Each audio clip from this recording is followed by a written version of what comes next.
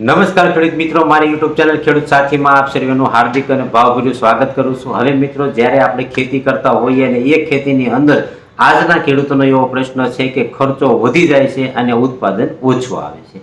હવે મિત્રો, એની અંદર ઘણા બધા પ્રાથમિક એવા કારણો હોઈ શકે છે કે જેને આપણે જાણી જોઈને ભૂલ કરતા હોય છે। હવે મિત્રો, આમ જોવા જઈએ તો લગભગ 4 થી 5 પ્રકારના એવા કારણો છે કે જેમાં આપણે જો સુધારો કરીશું તો મિત્રો આપણી જમીનની અંદરથી આપણે ઓછા ખર્ચે સારામાં સારું ઉત્પાદન મેળવી શકતા હોઈએ છે।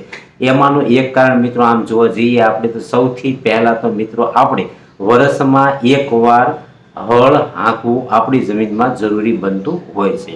હવે મિત્રો, આ હળ હાંકવાની ભલામણ હું એટલા માટે કરી રહ્યો છું કે હળ હાંકવાથી આપણી જમીનની અંદર જે મિત્રો નિંદામણ નીકળેલું હોય એનું બીજ એવા સમયે પડેલું હોય તો એ બીજ મિત્રો 1 થી 1.5 ફૂટ સુધી ઊંડે જતું રહે તો આપણી જમીનની અંદર જ્યારે નવો પાક કરતા હોઈએ ત્યારે એ નિંદામણની અંદર લગભગ 30 થી 40% જેટલો આપણને ફાયદો થતો હોય છે।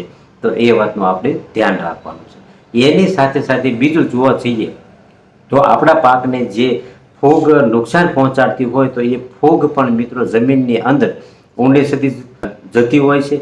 અને મિત્રો, જે કોઈ ફૂગ બહાર હોય છે તો જ્યારે હળ હાંક્યા પછી આપણું પડું 1 થી 1.5 મહિનો જ્યારે આપણે તપવા દેતા હોઈએ છીએ ત્યારે આ જે ટેમ્પરેચર જ્યારે હાઈ થતું હોય છે એવા સમયે એ ફૂગ મરી જતી હોય છે। તો આવતા સિઝનના જે કોઈ પાકની અંદર ફૂગમાં પણ મિત્રો આપણને રાહત મળતી હોય છે। હવે બીજું કારણ મિત્રો એ છે કે જમીન ચકાસણી પણ મિત્રો આપણે કરવી ખૂબ જ આવશ્યક બનતી હોય છે। જે ખેડૂત મિત્રો જમીન ચકાસણી કર્યા વગર આડેધડ ખાતરો નાખતા હોય છે, હવે એ પણ મિત્રો રાસાયણિક ખાતરો આપણે નાખતા હોઈએ છીએ તો દાડે દિવસે આપણી જમીન બગડતી જાય છે, કડક થતી જાય છે।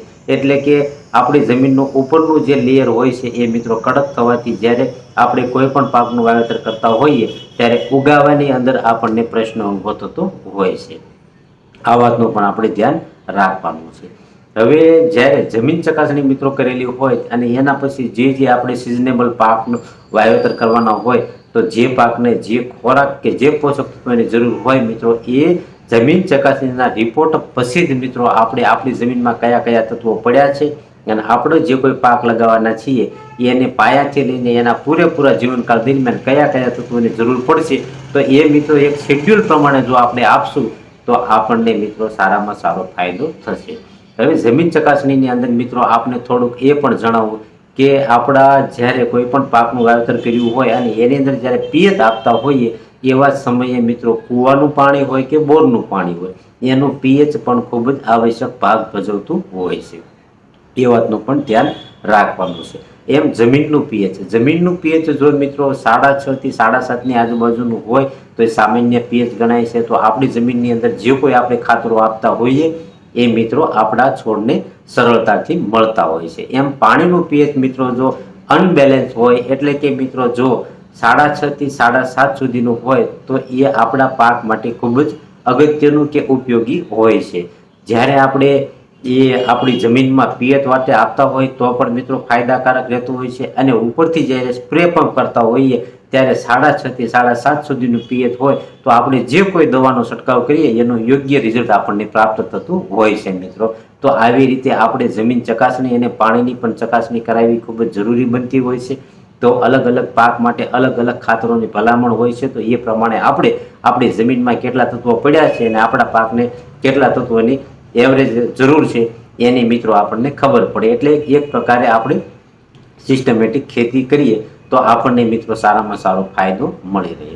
હવે ત્રીજું કારણ આમ જોવા જઈએ મિત્રો તો સૌથી પહેલા તો આપણે જે કોઈ સિઝનની અંદર જે કોઈ બિયારણ મિત્રો ખરીદતા હોઈએ જે કોઈ પાકનું વાવેતર કરવાનું હોય તો મિત્રો ખાસ કરીને બિયારણ ખરીદ્યા પછી આપણે એક સેમ્પલ રૂપે આપણા ઘરે અથવા તો મિત્રો આપણી જે કોઈ વાડી હોય ત્યાં મિત્રો 2-5 દિવસ માટે એનો ઉગાવો કેવો છે તો કોઈ નાના એવા બોક્સ એટલે કે મિત્રો જમીનનું જે કોઈ આપણું માપ હોય કોઈ કેરો તો એની અંદર થોડાક દાણા છાંટી અને કેટલા દિવસમાં ઉગે છે કેટલા દાણા છાંટેલા હતા અને મારું તો કહેવાનો મતલબ એવો છે મિત્રો કે કોઈ પણ તમે બિયારણ ખરીદો એમાંથી એક એવરેજ કાઢો કે ભાઈ 50 દાણા નાખ્યા હતા અને 35 દાણા ઉગ્યા તો આપણને ઉગાવો કેવો મળ્યો, આપણી જમીનને આ બિયારણ કેટલું ભાવે છે ને આપણી જમીનમાં કઈ રીતે છે, તો એનો પણ મિત્રો આપણને ખબર પડે.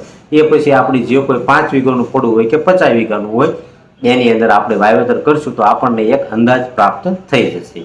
હવે ચોથું કારણ એ છે કે આપણો જે કોઈ સિઝનની અંદર જે કોઈ પાક હોય એની અંદર માની લો કોઈ ફૂગનાશકનો છંટકાવ કરતા હોઈએ, કોઈ જંતુનાશકનો કે કોઈ ઈયળનો હોય કે કોઈ પીજીઆર હોય કે કોઈ માઇક્રો ખાતરનો છંટકાવ કરતા હોઈએ, તો ત્યારે મિત્રો ખાસ કરીને આપણે જંતુનાશકનો જ્યારે છંટકાવ કરતા હોઈએ ત્યારે અલગ અલગ કંપનીઓના અલગ અલગ કન્ટેન્ટનો આપણે ઉપયોગ કરવો ખૂબ જ જરૂરી બનતો હોય છે મિત્રો.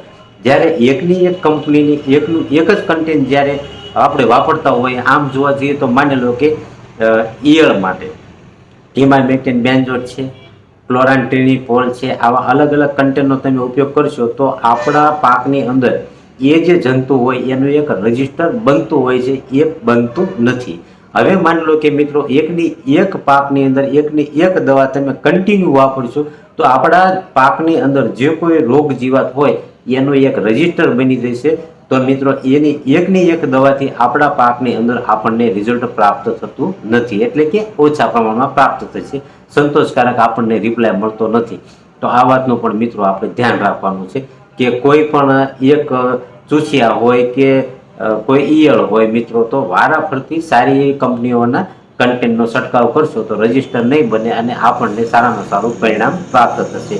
એ વાતનું પણ મિત્રો આપણે ધ્યાન રાખવાનું છે. હવે જ્યારે આપણા પાકની અંદર આપણે જ્યારે છંટકાવ કરતા હોય ત્યારે ખાસ કરીને જે મધ્યું આવતું હોય છે મિત્રો, તો અમુક સમયે મધ્યાનો પણ ઉપયોગ કરવો ખૂબ જ હિતાવહ બનતો હોય છે. આ મધ્યું જે વસ્તુ છે મિત્રો એ આપણા પાકની અંદર જે પાન છે એ પાનની અંદર જે કોઈ દવા શોષાવાની હોય એ શોષાવાની અંદર મદદ કરતું હોય છે કે જેથી કરીને આપણને સારામાં સારું પરિણામ પ્રાપ્ત થતું હોય છે. તો આવું પણ મિત્રો આપણે ધ્યાન રાખવાનું છે. તો ખાસ કરીને મિત્રો આપણે આવી જે ભૂલો કરીએ છીએ તો એ ભૂલ ન કરીએ તો આપણે મિત્રો યોગ્ય સમયે યોગ્ય સિઝનની અંદર ઓછા ખર્ચે સારામાં સારું ઉત્પાદન મેળવી શકતા હોઈએ છીએ. તો મિત્રો મારા આવા અવનવા વિડીયોના માધ્યમ દ્વારા તમને હું મદદરૂપ થવા માંગુ છું કે જેના થકી આપની ખેતીની અંદર ઓછા ખર્ચે સારામાં સારું ઉત્પાદન મેળવી શકો. તો મિત્રો આપને જો આ વિડીયો યોગ્ય લાગ્યો હોય તો મારી જે ચેનલ છે ખેડૂત સાથી